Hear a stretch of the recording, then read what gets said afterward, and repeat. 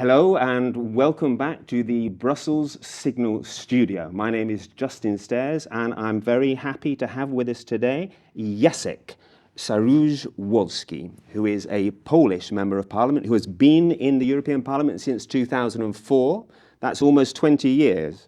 And is an influential member of the European Parliament, according to everyone you talk to, and has had a lot to do with the changes that have taken place in the Parliament over the last 20 years. He was the chief negotiator for Poland's accession back in 2004. He has also been a vice president of the European Parliament and chair of more than one committee. More recently, he's been involved in the report looking into possible treaty change, which is one of the subjects that we'd like to spend some time on, please. But given your experience here in Brussels, maybe I should like to start out with a quick question on the changes that have taken place in the Parliament. What has changed? Obviously, there have been massive changes in the EU since you came here, but in the European Parliament, what has been the biggest change, would you say? Well, the European Parliament over those years moved very much to the left. It has become dominated by the left liberals, and the influence of center-right and right was decreasing. For that reason, the ideas which are proper to the center-left were dominating, and the ideas of center-right were excluded or put behind, as they call it, cordon sanitaire. So European Parliament has been moving into a situation where the balance between the various political fractions and political balance as such in the Parliament and in the Union as such was harmed. That's interesting, because obviously at the moment we have, you're saying that despite the fact that we have a centre-right, the centre-right is the biggest party and Ursula von der Leyen is in theory a centre-right president. Centre-right party, if you mean European People's Party, right, of which I was for years vice president of the group and vice president of the party, has become in fact centre-left. It is no longer Christian Democrat, it is no longer centre-right. Through the years of shifting to the left and through years of being in coalition with the left and liberals, it became center-left. But by which you mean economically or in terms of subjects like migration? What comes to mind when you say center? In terms of ideological issues like gender, right? In terms of market freedoms, in terms of founding stones of Atlantic community, and NATO, in terms of social choices being made, social protection, which normally is the domain of social democrats, and also in terms of the over-ambitious climate and green policies. Right, okay. So we've got lots of subjects that we could talk about. I'd like to start off, please, on the subject of federalism and in the context of this European Parliament report on treaty change, which you participated in, and you resigned as co-rapporteur in June, is that correct? In July. In July, okay. And please, can you explain?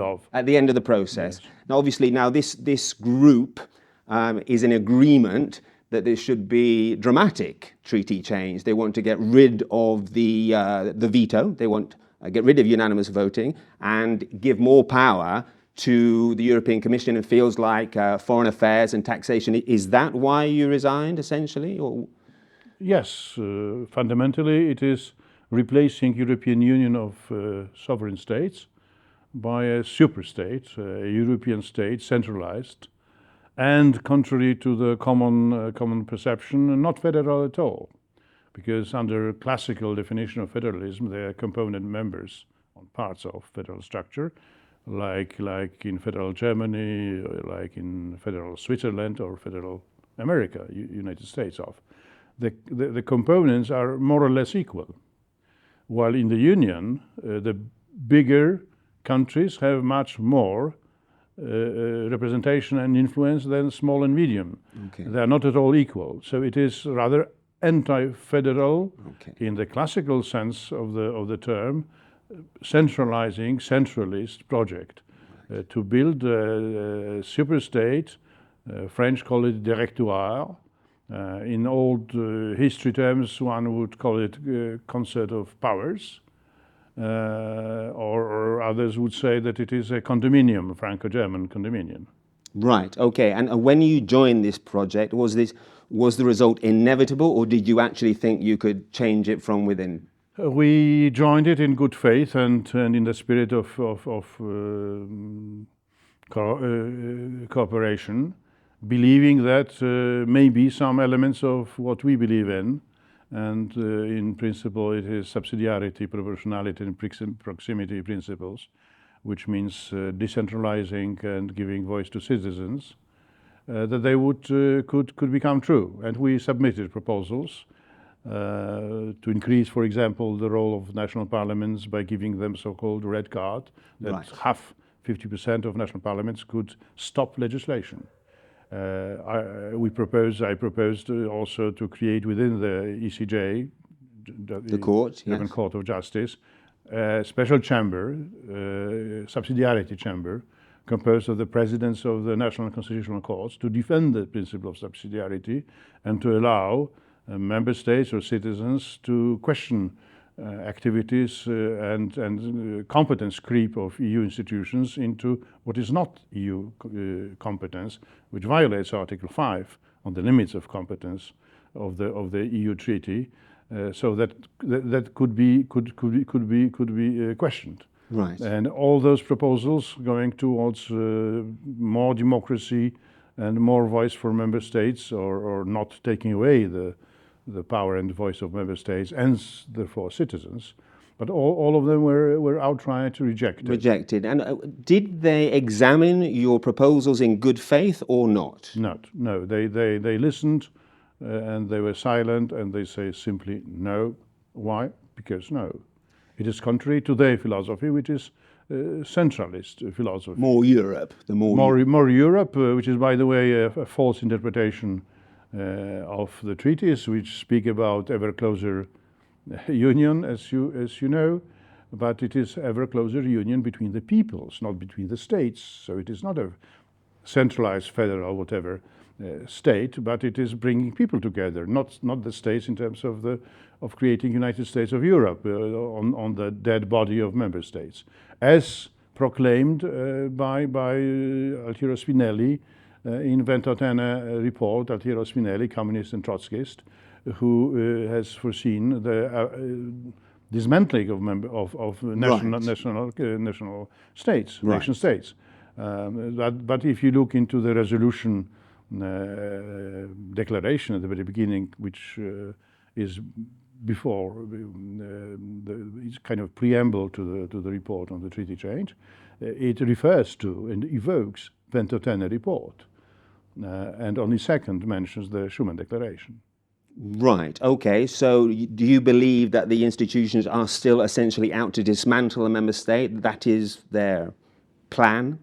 Yes, in very simplistic terms, but it's embodied in two principal changes, which are all over the 110 pages of the report, 257 amendments, going through 100 articles of both treaties, treaty on the EU and the treaty on functioning of the EU. First is the massive transfer of competence from the member state level to the EU level. Two new exclusive competences, which is environment and climate policy negotiations, where member states would be totally excluded. Right. And then 8 new competences, so-called shared. But attention, shared competences is a kind of a competence where EU has the priority to exercise this competence, and only remaining residuum is left, if it's left, graciously to the member states. And that goes into areas like foreign and security affairs and defense, border policy, border infrastructure. It goes into education and health, right. and many other areas. And then it has also the the purely ideological component, which should never appear in a constitutional text, which is renaming the equality of men and women by the term gender, which is purely cultural, ideological concept. So massive transfer of competences with residual competences left to the member states, which then would be, in fact, reduced to the role of lender in German federal state, for example. Right. And it would be no longer a union where sovereignty belongs to member states and they transfer in the treaty parts of the sovereignty for EU instances to be executed within the limits of the treaty. Right. But to be completely giving a new power to this superstructure.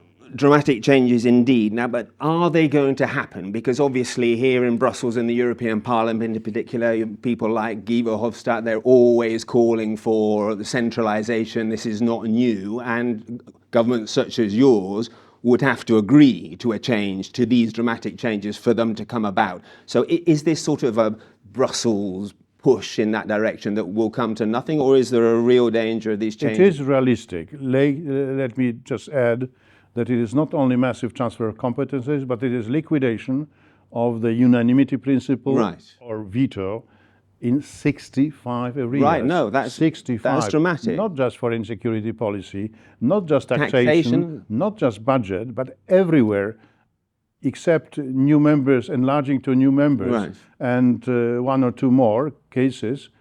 It's everywhere. Will it happen? Will it happen? If we look at the present, there are 13 member states who oppose. If we look into the past, because it is the second attempt after the failed constitution of Europe, which then gave the birth to the light version of called Lisbon Treaty. There were many skeptics, and even the most skeptical Brits at the end of the road agreed under pressure and blackmail. Ireland was forced to vote twice in the referendum. Indeed. And only Dutch and French referenda abolished this plan, which was then smuggled in a reduced version as a Lisbon Treaty. Without the, so this process makes me think that it can be done if the pressure and blackmail policy is exerted. EU today is no longer a cohesion and consensus building body. It is enforcement, coercion, and punition. So punitive and coercive union. It is something which is contrary to the very, very, very origins of the founding fathers.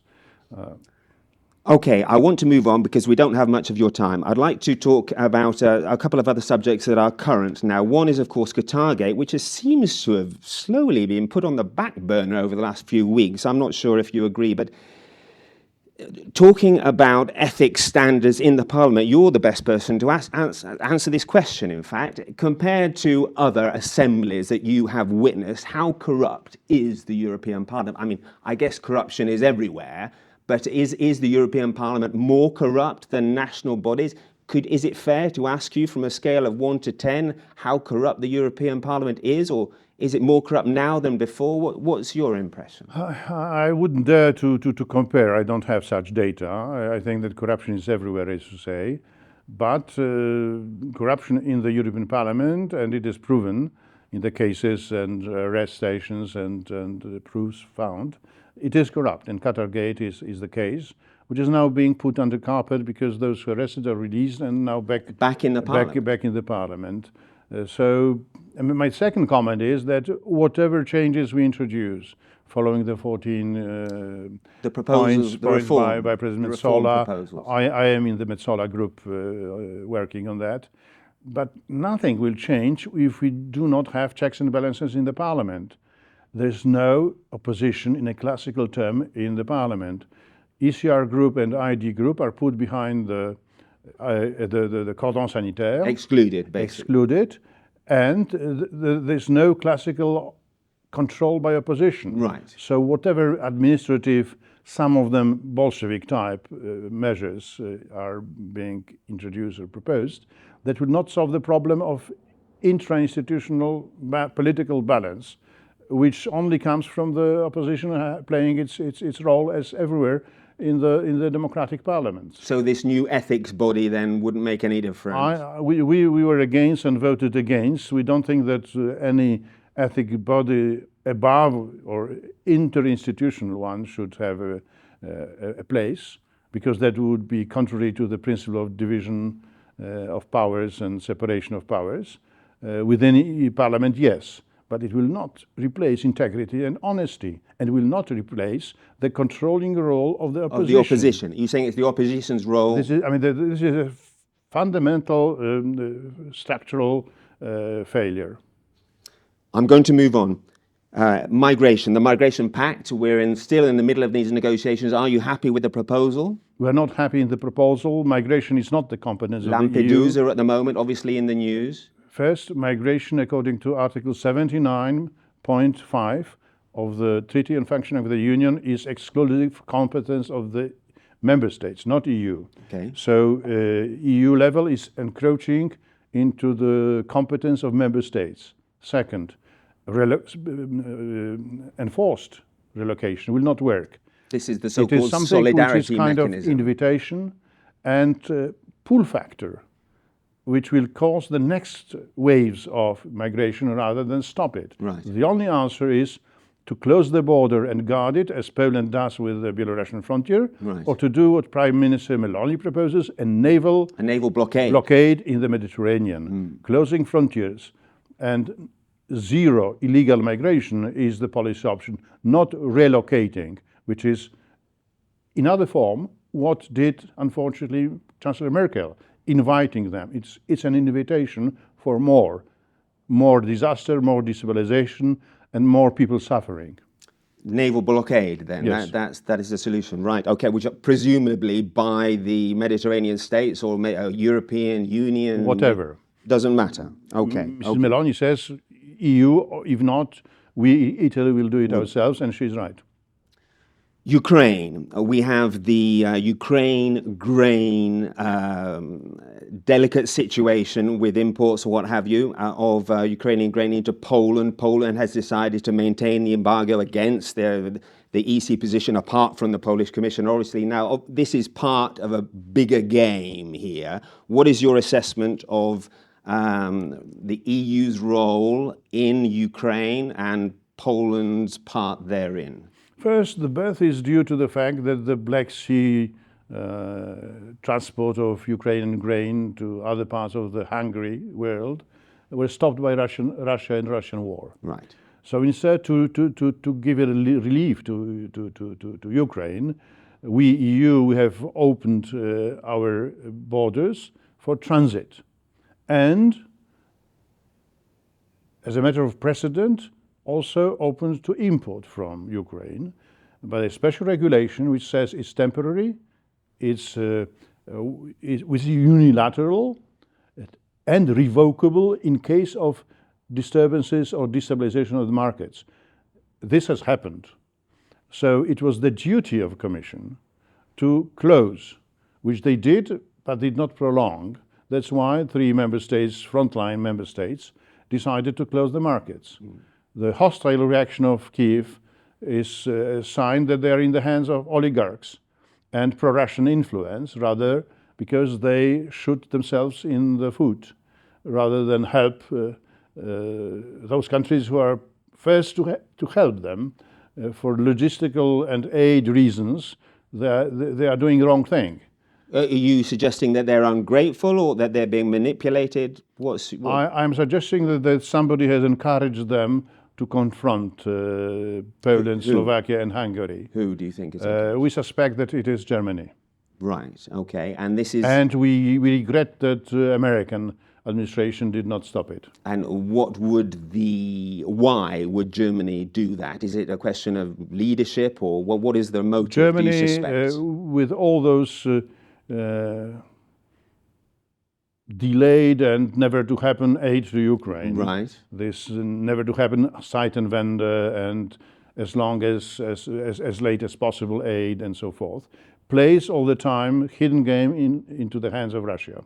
Okay. So quarrel between Ukraine and frontline states is in the long term hidden interest of Germany to happen, because then the philosophy of Minsk agreements will prevail, will resurface, and Ukraine will be forced to surrender part of its territory for peace. Okay, so Germany, you're saying, is playing a long game, a long strategic Long game in this case, plus this turning EU into a superstate, is a longer term geopolitical game to have Europe from Lisbon to Vladivostok, where Germany hegemonically dominated Europe with tacit or silent smaller member states, would return to collaborating with Russia, squeeze tectonically Central Eastern Europe, and have a situation which would be the opposite of what was the founding act of Euro-Atlantic community, Right. which was Germans down, Americans in, Russians out, just after the Second World War. Right. It would be Americans out, Russians in, and Germans up. Interesting. Geopolitical game, long-term one. Long-term. So what happens now then? What happens now with this grain embargo? What happens now with the war? Or what's going to happen? Transit works, and those hungry markets of other continents can be satisfied with this grain. Okay, so But flooding European market, especially the frontline states, is contrary to the principles of the single market and especially common agricultural policy, as we know. It is a protectionist, subventionist policy which bars third countries from importing without respecting the same environmental and phytosanitary rules. So it's contrary, and this exception was abused by Ukraine and now is wrongly interpreted by the European Commission, which is violating, in fact, the spirit of its own regulation, because it should stop destabilizing the agricultural market of EU, and the interests of EU member states should be first and third parties second, not the other way around. And in terms of the big picture, you're suggesting that perhaps we're moving towards a situation where Ukraine, according to the European Commission, Germany, etc., will be forced to cede territory. Is that what you expect to be the negotiating tactic? I think that some promises might have been given to Ukraine on the speedier road towards EU membership. They will not be kept. Again, Ukraine will be betrayed and will be faced with the Minsk III option, which means give up your part of your territory to please Russia and to save the peace, the fake peace.